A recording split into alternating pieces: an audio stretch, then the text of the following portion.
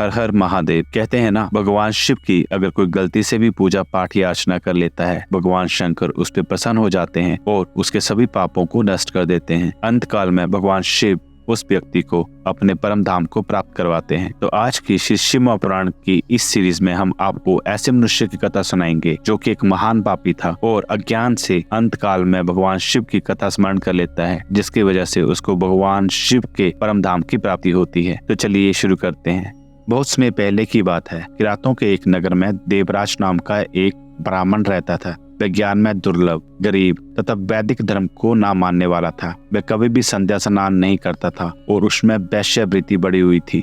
वह अक्सर भक्तों को ठगा करता था और उन्हें मारकर उनका सारा धन हड़प लेता था। उस पापी ने थोड़ा सा भी धन किसी भी धर्म कार्य में नहीं लगाया था। वह वैश्यगामी तथा आचार भ्रष्ट ब्राह्मण था। एक दिन वह घूमता हुआ प्रयागराज जा पहुंचा। वहां उसने एक शिवालय देखा जहां पे बहुत सारे साधु एकत्रित हुए थे। देवराज वहीं ठहर जाता है और उसे रात में ज्वर आ जाता है, जिसकी वजह से उसे वहीं रुकना पड़ता है। वहीं पर एक ब्राह्मण देवता शिव पुराण की कथा सुना रहे थे। ज्वर में पड़ा देवराज भी ब्राह्मण के मुख से शिव की कथा को निरंतर सुनता रहता था। एक मास बाद देवराज ज्वर से पीड़ित अवस्था में चल बसा। यमराज के दूत आते हैं और उसे बांधकर यमपुरी ले जाते हैं। तभी वहां शिवलोक से भगवान शिव के गण भी आ जाते हैं। वे कपूर के समान उज्जवल थे। उनके हाथों में त्रिशूल, संपूर्ण शरीर पर भस्म लगी हुई थी और उनके गले में रुद्राक्षों की माला उनके शरीर की शोभा बढ़ा रही थी। उन्होंने यमराज के दूतों को मार पीट कर भगा दिया और देवराज को यमदूतों के चंगुल से छुड़ा लिया। वे उसे अपने अद्भुत विमान पर बिठाकर कैलाश पर्वत की तरफ ले जाने लगे। ये सब कुछ देखकर यमपुरी में कोलाहल मच गया,